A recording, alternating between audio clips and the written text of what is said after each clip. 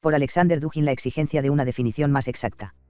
Esto surge del sentido fundamental de nuestra época, el cambio de la modernidad a la postmodernidad, que afecta esencialmente a los campos semánticos y las formas lingüísticas. Y, en la medida en que nos encontramos en la etapa de una transición sin terminar, reina una confusión inconcebible en nuestras nociones. Algunos usan los términos acostumbrados en su antiguo sentido, otros, sintiendo la necesidad del desplazamiento semántico, echan un vistazo al futuro, que aún no ha llegado. Algunos otros fantasean, quizás con un futuro cada vez más cercano, o simplemente cayendo en alucinaciones individualistas, irrelevantes, y hay quien fue completamente confundido. Cualquiera que sea el caso, para el uso correcto de los términos, especialmente los términos clave, a los que, sin lugar a dudas, el concepto de civilización pertenece, hoy es necesario llevar a cabo una deconstrucción, aunque sea elementalmente, trazando el significado del contexto histórico y volviendo sobre los cambios semánticos básicos. La civilización como una fase del desarrollo de las sociedades. El término civilización recibió amplia difusión en la época de la rápida evolución de la teoría del progreso. Esta teoría procedió a partir de dos axiomas fundamentales, paradigmáticos de la modernidad: el carácter progresivo y unidireccional del desarrollo humano, de menos a más, y la universalidad del hombre como fenómeno. En este contexto, la civilización, para H.L. Morgan, define la etapa en la que comienza la humanidad. En el siglo XIX, todos creían de manera crítica en la evidente existencia de un concepto tal como el de la humanidad, después de la etapa de barbarie, que mientras, a su vez, reemplaza a la etapa de salvajismo. Los marxistas adoptaron fácilmente dicha interpretación de la civilización, reflejándola en la teoría del cambio de las formaciones económicas.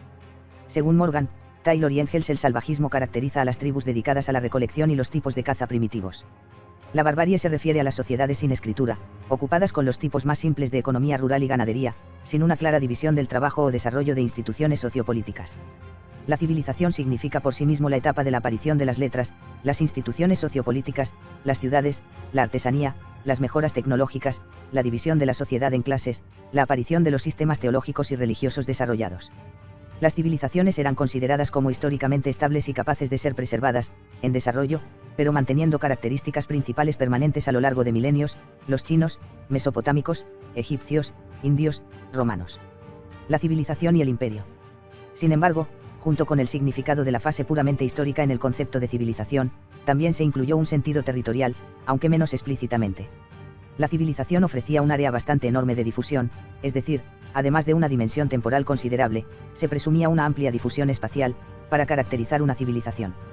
En este sentido territorial, las fronteras del término civilización, en parte, coincidieron con el significado de la palabra imperio, potencia mundial. Imperio en un sentido tal de civilización no se refería a la peculiaridad de un arreglo político y administrativo, sino al hecho de la difusión de una influencia activa e intensa, partiendo de los centros de civilización hacia el territorio circundante, supuestamente poblado por bárbaros o salvajes. En otras palabras, en el mismo concepto de civilización ya se puede vislumbrar el carácter de expansión y exportación de influencia, característico de los imperios, antiguos y modernos. La civilización y el tipo universal. La civilización elaboró un nuevo tipo universal, que difiere cualitativamente de los modelos de las sociedades bárbaras o salvajes. Este tipo fue construido con más frecuencia en la globalización de ese centro religioso y o étnico tribal que estuvo en el origen de una civilización dada. Pero en el curso de esta globalización, es decir, a través de la equiparación del modelo concreto étnico, sociopolítico y religioso a la norma universal, tuvo lugar el proceso más importante, en el cual se trascendió el propio etnos, transfiriendo su tradición natural y orgánica, la mayoría de las veces impartida inconscientemente, al rango de un sistema racional consciente y hecho por el hombre. Los ciudadanos de Roma, incluso en las primeras etapas del imperio, ya diferían esencialmente de los residentes típicos del Leisiam, mientras que una variedad de musulmanes, rezando en árabe, fue mucho más allá de las tribus beduinas de Arabia y sus descendientes étnicos directos. De esta manera, en el momento de la transición a la civilización, la antropología social cambia cualitativamente. El hombre, pasando a la civilización, tenía una identidad colectiva impresa en un cuerpo fijo de cultura espiritual, que se vio obligado a asimilar en un cierto grado. La civilización asumió una fuerza racional y volitiva por el lado del hombre que, a lo largo del siglo XVII, después de Descartes, los filósofos comenzaron a llamar el sujeto. Pero la necesidad de tal fuerza y la presencia de un modelo, abstraído y fijado en la cultura, iguala, en cierta medida, tanto a los representantes de la etnia núcleo, de la religión, situada en la base de la civilización, como a aquellos que terminaron en la zona de influencia desde otros contextos étnicos. Adoptar las bases de la civilización era cualitativamente más fácil que ser aceptado en una tribu, dado que para ello no existía la exigencia de absorber orgánicamente los gigantescos depósitos de arquetipos inconscientes, sino llevar a cabo una serie de operaciones lógicas, racionales. Civilización y cultura. En algunos contextos, dependiendo del país o del autor, en el siglo XIX el concepto de civilización se identificaba con el concepto cultura. En otros casos se establecieron relaciones jerárquicas entre ellos con mayor frecuencia. Lo cultural fue considerado como el relleno espiritual de la civilización, mientras que la civilización significaba propiamente la estructura formal de la sociedad, respondiendo a los puntos principales de la definición. Oswald Spengler, en su famoso libro La decadencia de Occidente, incluso contrastó la civilización y la cultura, considerando la segunda una expresión del espíritu orgánico y vital del hombre, pero la primera, un producto de la reflexión de ese espíritu en los límites mecánicos y puramente técnicos. Según Spengler, la civilización es un producto de la muerte cultural. Sin embargo, una observación tan perspicaz, interpretando correctamente algunas de las cualidades de la civilización occidental contemporánea, no recibió el reconocimiento general, y con más frecuencia hoy en día los términos civilización y cultura se utilizan como sinónimos, aunque cada investigador concreto puede tener su propia opinión sobre este punto. El postmodernismo y el entendimiento sincrónico de la civilización. Incluso el estudio más superficial del significado del término civilización, muestra que tratamos con un concepto saturado con el espíritu de la Ilustración, el progresismo y el historicismo, que eran característicos de la época de la modernidad en su etapa acrítica, es decir, hasta la reconsideración fundamental del siglo XX. La fe en el desarrollo progresivo de la historia, en la universalidad de la trayectoria humana de acuerdo con una lógica común de desarrollo desde el salvajismo a la civilización, fue la característica distintiva del siglo XIX. Pero ya con Nietzsche y Freud, los llamados filósofos de la sospecha, este axioma optimista comenzó a ponerse en duda. Y durante un periodo del siglo XX, Heidegger, los existencialistas, los tradicionalistas, los estructuralistas, y finalmente los posmodernistas, lo rompieron en pedazos. En la posmodernidad, la crítica del optimismo histórico, el universalismo y el historicismo adquirió un carácter sistemático y estableció las premisas doctrinales para una revisión total del aparato conceptual de la filosofía europea occidental. Esta revisión en sí misma todavía no se ha llevado a cabo hasta el final, pero lo que se ha hecho, por Lévi-Strauss, Barthes, Ricoeur, Foucault, Deleuze, Derrida, etc., ya es suficiente para convencer a uno de la imposibilidad de utilizar el diccionario de la modernidad sin una deconstrucción exhaustiva y rigurosa.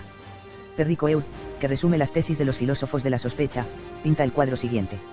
El hombre y la sociedad del hombre consisten en componentes racionales conscientes, el querigma, según Bultmann, la superestructura, según Marx, el ego, para Freud, e inconscientes, propiamente, estructuras en la comprensión estructuralista, bases, la voluntad de poder, de Nietzsche, el inconsciente.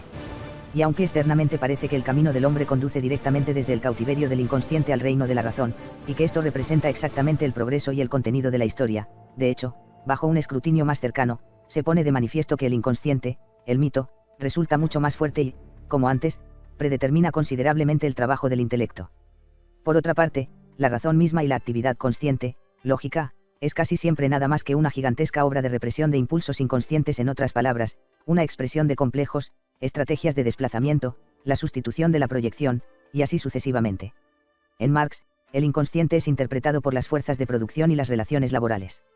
En consecuencia, la civilización no se limita a eliminar el salvajismo y la barbarie, superándolos totalmente, sino que en sí misma está construida precisamente sobre territorios salvajes y bárbaros, que se trasladan a la esfera de lo inconsciente, de los cuales no solo no hay por dónde escapar, sino que, por el contrario, adquieren un poder ilimitado sobre el hombre, en gran medida, precisamente porque se cree que han sido superados e incluso que son inexistentes.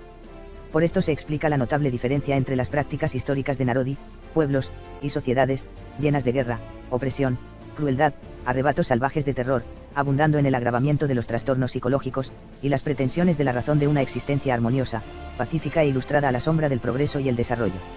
A este respecto, la era moderna no solo no es una excepción, sino también el pico de la intensificación de esta discrepancia entre las pretensiones de la razón y la sangrienta realidad de las guerras mundiales, la limpieza étnica y los genocidios en masa de razas enteras y Narodi sin precedentes históricos. Y para la satisfacción del salvajismo se emplean los medios técnicos más perfectos inventados por la civilización, hasta llegar a las armas de destrucción masiva.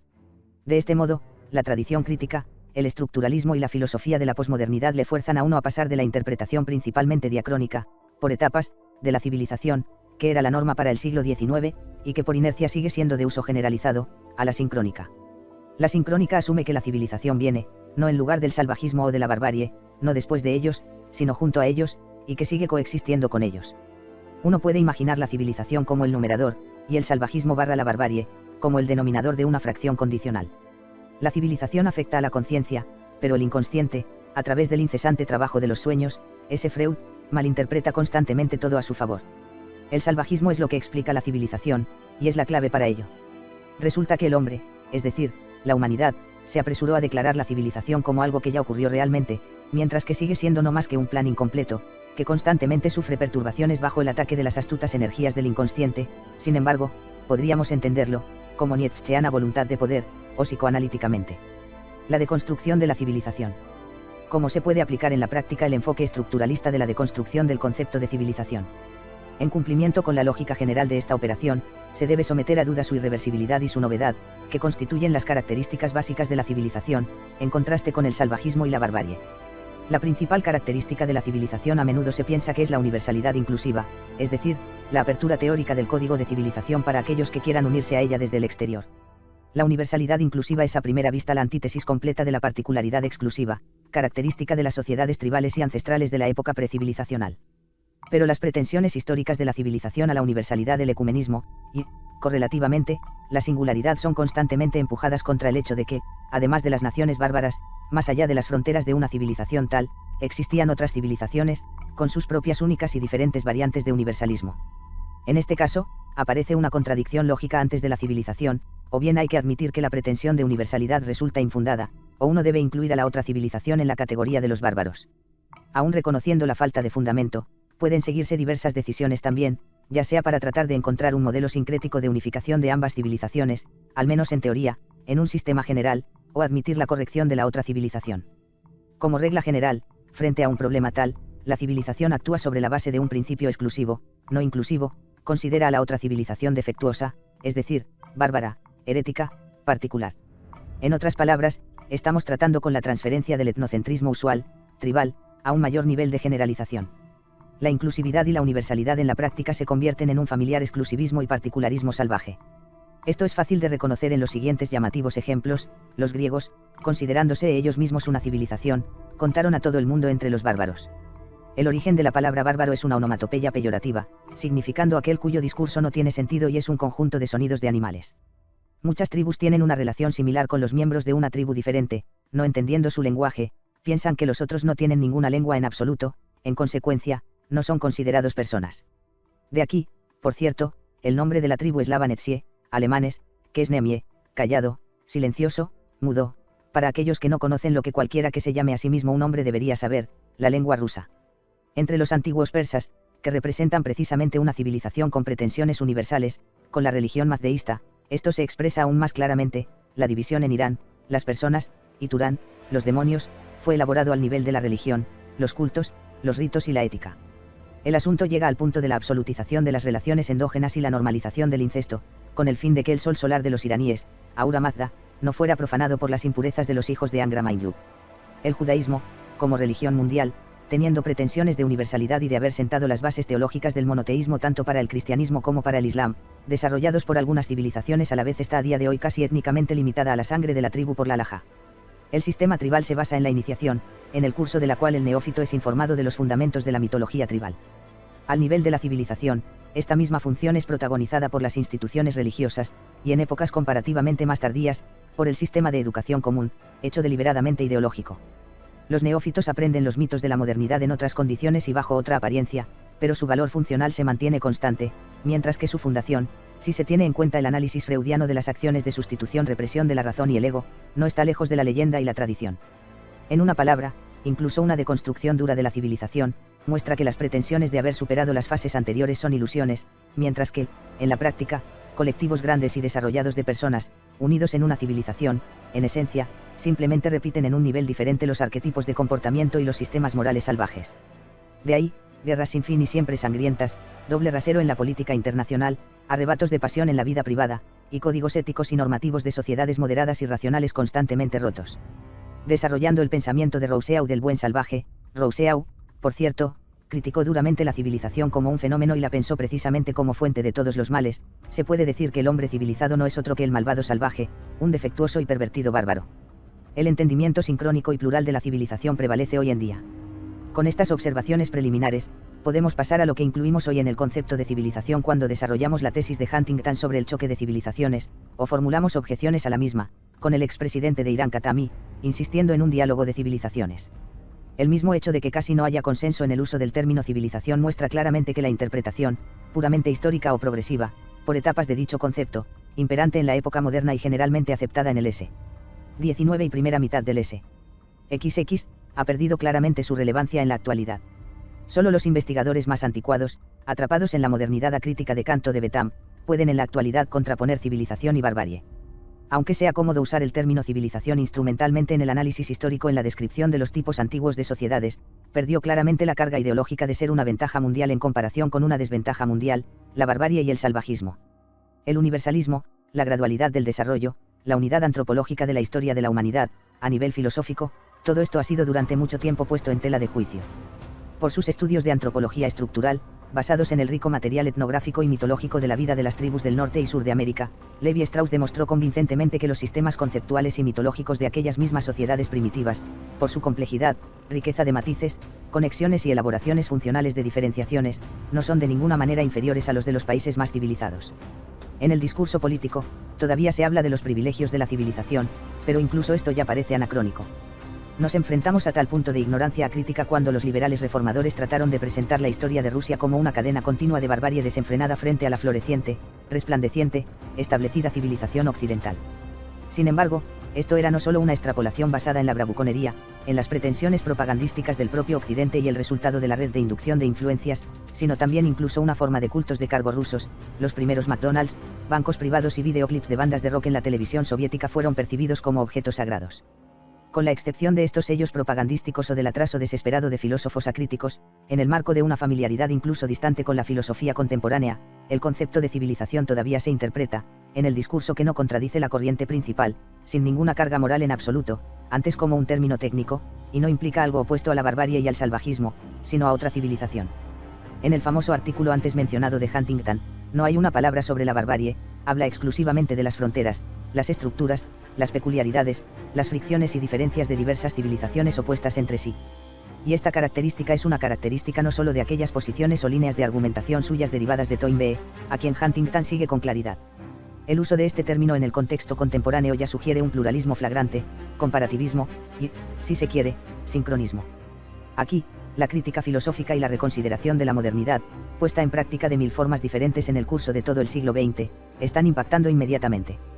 Y así, si descartamos las recurrencias del liberalismo acrítico y la ingenuidad de mente estrecha de la propaganda pro-estadounidense, en general, atlántica, veremos que, en la actualidad, el término civilización en el análisis politológico operativo y activo se utiliza sobre todo sincrónica y funcionalmente, con el fin de designar zonas geográficas y culturales amplias y estables, unidas por acuerdos espirituales, morales, psicológicos y estilísticos aproximadamente comunes, y por la experiencia histórica. La civilización en el contexto del siglo XX significa precisamente esto, una zona de influencia firme y arraigada de un estilo sociocultural definido, que normalmente, aunque no necesariamente, coincide con las fronteras de difusión de las religiones del mundo. Y la formación política de segmentos separados que entran en una civilización, puede ser bastante diferente. Las civilizaciones, por regla general, son mayores que un gobierno, régimen, y pueden consistir en algunos o incluso en muchos países. Por otra parte, las fronteras de algunas civilizaciones atraviesan países, dividiéndolos en partes. Si en la antigüedad las civilizaciones normalmente coincidían con imperios y estaban en una u otra forma unidas políticamente, hoy sus fronteras corresponden a líneas invisibles, superpuestas irrelevantemente a las fronteras administrativas de los gobiernos. Algunos de estos gobiernos no fueron nunca parte de un solo imperio. Por ejemplo, el Islam se extendió en casi todas partes en las conquistas de los árabes que construyeron el califato mundial. Otros no comparten una condición de Estado común, pero estaban unidos entre sí de diferentes maneras, religiosas, culturales o raciales. La crisis de los modelos clásicos de análisis histórico, clásico, económico, liberal, racial. Y así, hemos constatado que en el uso del término civilización en el siglo XX y en el marco de las críticas de la modernidad se produjo un cambio cualitativo hacia la sincronicidad y la pluralidad. Pero, se puede dar un paso más y tratar de entender por qué, de hecho, este uso de la palabra se hizo tan tópico precisamente en nuestro tiempo. De hecho, el concepto anterior de civilización no fue objeto de problematización deliberada, mientras que era habitual solo para los círculos humanísticos y académicos pensar en esa categoría. Otros enfoques económico, nacional, racial, de clase dominaban en el discurso político y en el politológico, estrechamente relacionado con él. Hoy vemos pensar solo en lo económico para hablar del gobierno nacional y los intereses nacionales, y más aún, el hecho de poner el análisis de clase o el enfoque racial al frente de un análisis es cada vez menos y menos aceptable. Y por el contrario, es raro que alguna declaración o discurso de un actor político pase sin mencionar la palabra civilización, por no decir nada de los textos políticos y analíticos, en los que este término es quizás el que más prevalece. Con Huntington, de hecho, vemos el intento de hacer de la civilización el momento central del análisis político, histórico y estratégico. Es evidente que ya estamos en camino de pensar con las civilizaciones. Aquí debemos mirar con más atención a lo que, precisamente, en las versiones principales del discurso, sustituye en sí a la civilización. Hablar en serio de razas no es aceptable después de la trágica historia del fascismo europeo. El análisis basado en clases en la corriente principal se volvió irrelevante después de la caída del socialismo y la desintegración de la URSS. Y en algún momento pareció que el único paradigma de la politología sería el liberalismo. Mientras tanto, creció la impresión de que las fronteras nacionales de los gobiernos homogéneos, esencialmente democrático-liberales, no haciendo frente ya a ningún tipo de alternativa sistémica que demande un alcance planetario, después de la caída del marxismo, pronto se suprimirían, estableciéndose un liderazgo mundial y un único gobierno mundial con una economía de mercado, una democracia parlamentaria, parlamento mundial, y un sistema liberal de valores homogéneos, y una infraestructura común informativo tecnológica. En 1990, Francis Fukuyama salió como el heraldo de un nuevo mundo maravilloso en su libro político, y primero artículo, El fin de la historia. Fukuyama puso el punto sobre el desarrollo de la interpretación por etapas del concepto de civilización. El fin de la historia, en su versión, significaba la derrota final de la barbarie por la civilización en todas sus formas, manifestaciones y variantes. Huntington discutió con Fukuyama, avanzando como su principal argumento el hecho de que el fin de la oposición de las ideologías bien definidas de la modernidad, el marxismo y el liberalismo, de ninguna manera significaba la integración automática de la humanidad en una utopía liberal unificada, puesto que bajo las construcciones formales de los gobiernos nacionales y de los campos ideológicos profundos, se encontraban profundas placas tectónicas, por así decirlo, continentes del inconsciente colectivo, que, como quedó claro, en ningún caso fueron superados por la modernización, la colonización, la ideologización y la ilustración y, como antes, predeterminaban los aspectos más importantes de la vida incluyendo la política, la economía y la geopolítica en uno u otro segmento de la sociedad humana en función de su pertenencia a una civilización. En otras palabras, Huntington propuso introducir el concepto de civilización como un concepto ideológico fundamental, pidió la sustitución no solo del análisis basado en clases, sino también de la utopía liberal que tomó demasiado seriamente y de manera crítica la demagogia propagandística de la Guerra Fría, y por lo tanto se convirtió, a su vez, en su víctima. El capitalismo, el mercado, el liberalismo y la democracia parecen universales y humanamente comunes solo externamente. Cada civilización reinterpreta su sustancia de acuerdo con sus propias plantillas inconscientes, donde la religión, la cultura, el lenguaje y la psicología desempeñan un papel enorme y, a menudo, decisivo. En tal contexto, la civilización adquiere una importancia central en el análisis politológico, entrando en primer lugar y reemplazando los clichés de la vulgata liberal.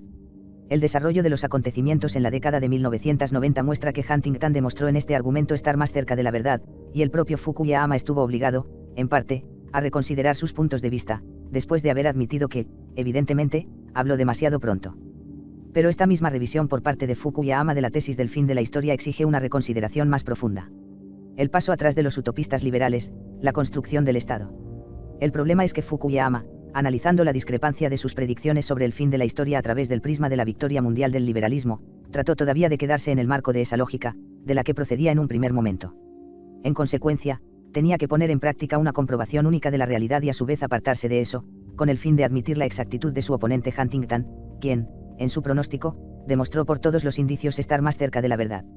Entonces Fukuyama hizo el siguiente movimiento conceptual, propuso aplazar el final de la historia para una fecha indefinida, y mientras tanto participar en el fortalecimiento de aquellas estructuras sociopolíticas que constituían el núcleo de la ideología liberal en sus etapas anteriores. Fukuyama propuso una nueva tesis, la construcción del Estado. Como una etapa intermedia para la transición a un gobierno global y el liderazgo mundial, recomendó el fortalecimiento de los gobiernos nacionales con una economía liberal y un sistema democrático de gobierno, con el fin de trabajar más fundamental y profundamente el terreno para la victoria final del liberalismo mundial y la globalización. Esto no es un rechazo de la perspectiva, es su aplazamiento por un tiempo indefinido con una propuesta concreta acerca de la etapa intermedia.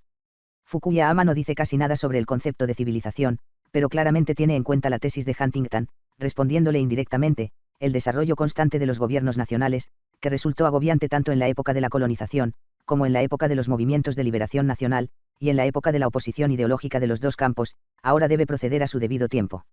Esto es lo que gradualmente conducirá a las diferentes sociedades a adoptar el mercado, la democracia y los derechos humanos, arrancando los restos del inconsciente, y preparando un terreno más a prueba de fallos, que ahora, para la globalización.